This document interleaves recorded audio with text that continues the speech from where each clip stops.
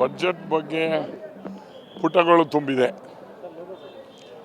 ಕಳೆದ ಬಾರಿಗಿಂತ ಈ ಬಾರಿ ಹೋಸಲ 25,000 ಕಡಿಮೆ ಇತ್ತು. ಈ ಸಲ 19,000 ಮಾಡೋರು 4,000 ಕಡಿಮೆ ಮಾಡಿದ್ವಿ ಅಂತ ಹೇಳ್ಕೊತಾರೆ. ಬಡ್ಜೆಟ್ ಅಂತಕ್ಕಂಥದ್ದು ಅಭಿವೃದ್ಧಿ ಬಡ್ಜೆಟ್ ಆಗಬೇಕು. ರೋಡ್ ಆಗಬೇಕು, ಶಾಲೆಗಳಾಗಬೇಕು, ಹಾಸ್ಪಿಟ್ಲ್ ಆಗಬೇಕು. ಇದು ಅಭಿವೃದ್ಧಿ ಬಡ್ಜೆಟ್ಟು. ಇಲ್ಲಿ ಯಾವುದೇ ಆದಂಥ ಅಭಿವೃದ್ಧಿ ಕಾಣಿಸ್ತಾ ಇಲ್ಲ. ಏನಪ್ಪ ಅಂದರೆ ಆ ಕ್ಷೇತ್ರಕ್ಕೆ ಇದು ಕೊಟ್ಟಿದ್ದೀವಿ ಅದು ಕೊಟ್ಟಿದ್ದೀವಿ ಅಂತ ಹೇಳೋದು ಬಿಟ್ಟರೆ ಯಾವುದೇ ಆದಂಥ ಡೆವಲಪ್ಮೆಂಟ್ ಕ್ಷೇತ್ರಕ್ಕೆ ಇಂಡಿವಿಜುವಲ್ಗೆ ಅನುಕೂಲ ಆಗೋಂಥಲ್ಲ. ಯಾರು ಸ್ವಲ್ಪ ಅನುಕೂಲವಾಗಿ ಅವರವರ ಪಾರ್ಟಿಗೆ ಅನುಕೂಲ ಆಗುವಂಥದ್ದು ಅದನ್ನು ಮಾಡಿದ್ದಾರೆ ಹೊರತು ರಾಜ್ಯದ ದೃಷ್ಟಿಯಿಂದ ಬಡ್ಜೆಟ್ ಅಲ್ಲ.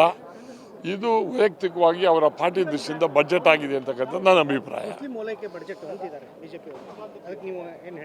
ಅಲ್ಲ, ಮುಸ್ಲಿಂ ಓಲೈಕೆ ಅನ್ನೋದಕ್ಕಿಂತ ನಾನು ಮುಸ್ಲಿಮು ಅಂತ ಹೇಳಲ್ಲ, ಒಂದು ಸಮುದಾಯದ ಪರವಾಗಿ ಅನುಕೂಲ ಆಗುತ್ತಾ ಬಡ್ಜೆಟ್ ಅಂತಕ್ಕಂಥದ್ದನ್ನು ಅದು ಹೇಳ್ಬೋದು. ಜಿಟಿ ದೇವೇಗೌಡರು ಇದು ಸಮೃದ್ಧವಾದಂಥ ಬಡ್ಜೆಟ್ ಅಂತ ಹೇಳಿ ಶ್ಲಾಘನೆ ಮಾಡ್ತಾರೆ.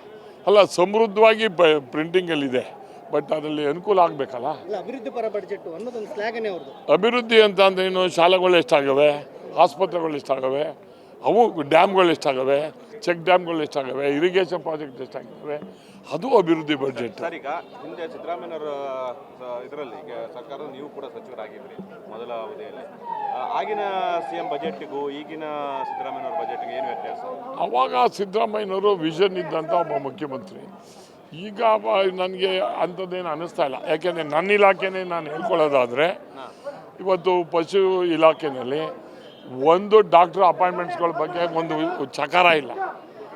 ಹಾಸ್ಪಿಟ್ಲ್ಗಳು ವಿತೌಟ್ ಡಾಕ್ಟರ್ಸ್ ರನ್ ಆಗ್ತಾ ಇದೆ. ಒಂದು ಜಾಸ್ತಿ ಏನು ಮಾಡಿದ್ದಾರೆ ಅಂದರೆ, ಕುರಿ ಸತ್ತೋದ್ರೆ ಒಂದು 3,000 5,000 ಬದಲು 2,500 ಮಾಡಿದ್ದಾರೆ.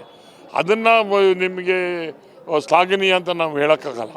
ಬಟ್ ಒಟ್ಟಾರೆ ಏನು ಹೇಳಬೇಕು ಅಂದರೆ, ರಾಜ್ಯದ ಅಭಿವೃದ್ಧಿ ಪೂರ್ವಕವಾದಂಥ ಬಡ್ಜೆಟ್ ಅಲ್ಲ ಇದು. ಇಟ್ ಈಸ್ ಅವರು ಆಸ್ ಎ ಚೀಫ್ ಮಿನಿಸ್ಟರ್ ಮಾಡಬೇಕಾಗಿರ್ತಕ್ಕಂಥ ಬಡ್ಜೆಟ್ಟು ಮಾಡಿದ್ದಾರೆ ಅಂತಕ್ಕಂಥ. ಗ್ಯಾರಂಟಿ ನ್ಯೂಸ್, ಸುದ್ದಿ ಖಚಿತ, ನ್ಯಾಯ ನಿಶ್ಚಿತ.